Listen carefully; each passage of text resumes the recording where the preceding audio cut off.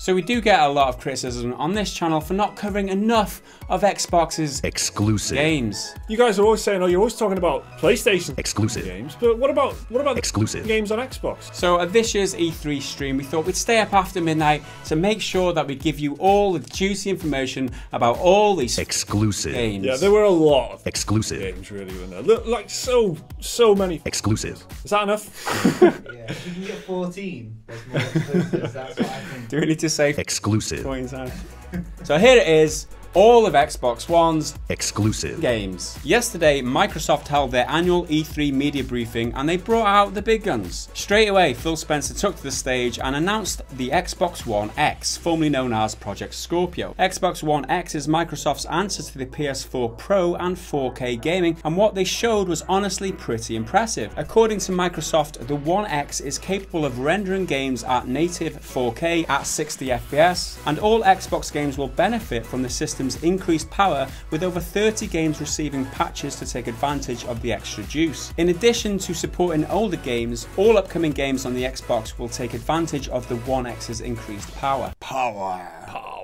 powers of Grayskull. Microsoft didn't spend too much time on dwelling on the One X hardware, and Phil Spencer quickly moved on to games, saying there would be 42 different games showcased on the Microsoft stage. First up was Forza Motorsport 7, which was running at 4K 60 FPS, and they showed off a dynamic weather system, a bunch of shiny cars, and they also brought a Porsche onto the stage, as was stipulated in their contract. Yeah, what the f was up with that?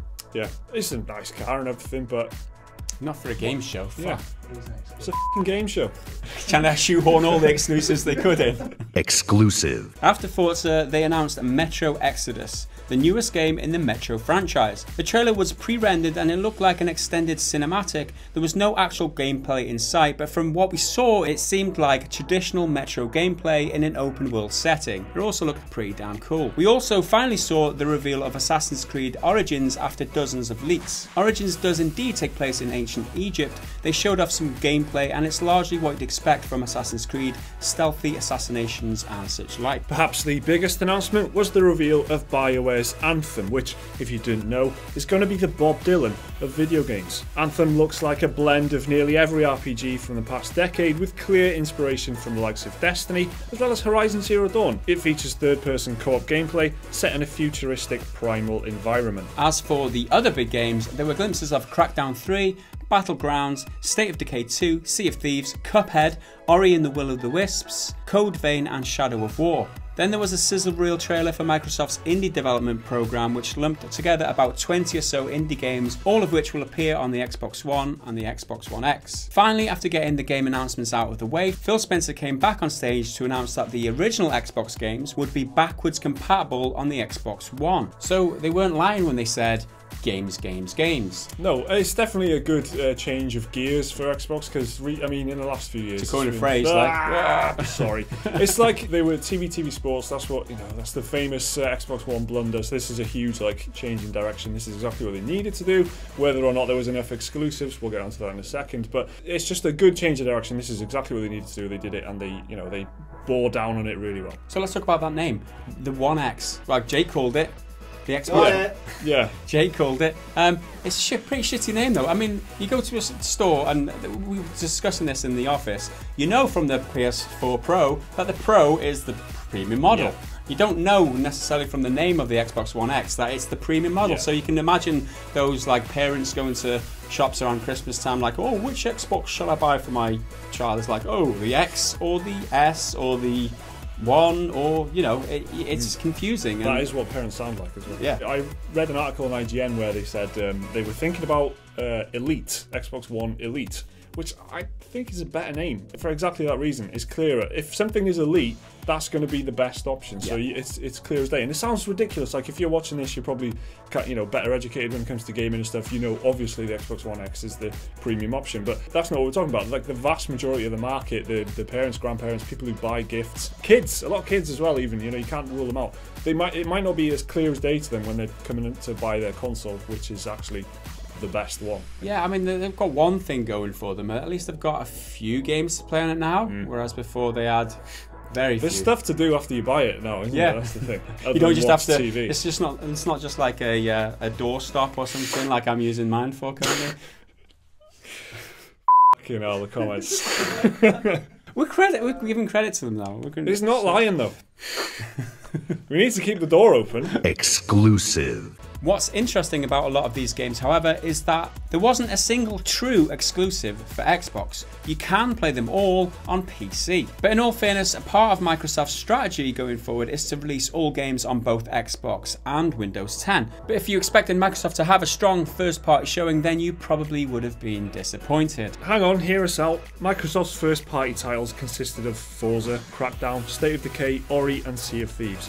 The rest were all third-party titles with console exclusivity or launch exclusivity. Hopefully, and maybe we can presume, that Microsoft does have some new stuff in the works that just wasn't quite ready to show off yet. But if the gaming community has proved one thing lately, is that it really wants new IPs. Having said all that though, the strong showing of third-party support shows that Microsoft is trying to make the Xbox One the best place to play games, other than PC.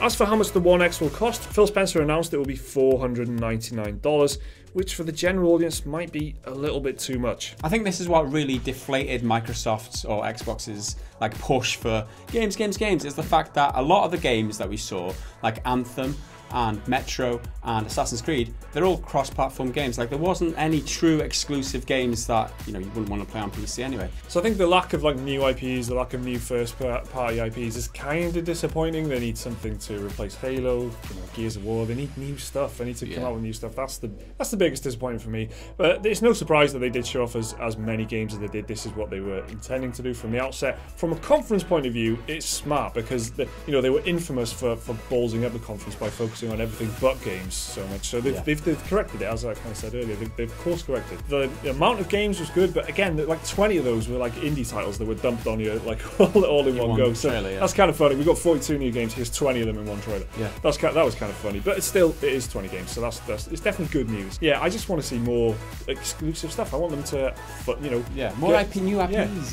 Get studios making games that I can only play on the Xbox One. It's difficult when you have a gaming PC and you see all these things are coming towards that platform that you already own. It's quite difficult to warrant a purchase still, even if it is very powerful. They've got a lot of work to do still, but they're on the right track. Yeah, exactly. That's a great point, that Mike. It looks fantastic hardware-wise. It doesn't replace my PC. I will buy all these games if I want to play them on my PC. I will not go out and buy an Xbox One X because I can play them all on my PC. Doesn't kind of make sense, and this is what worries me about Microsoft's strategy with the One X. Because they're allowing this cross-platform, which is a great thing for gamers in general, it's not really focused their efforts towards selling the Xbox One X. It's like there's no incentive for people like me who own a decent PC to buy an Xbox One X. So they're kind of losing out in that sense because their strategy's muddled, if you ask me. So that's the Microsoft conference. The Xbox One X is coming November the 7th. The price point $499. It's also going to have a ton of launch titles, which is good news. It's going to need that push of new games arriving with it. People are going to want to show this thing off. They're going to want to feel like they've spent their money well. So there's going to be some really, hopefully, some nice looking games to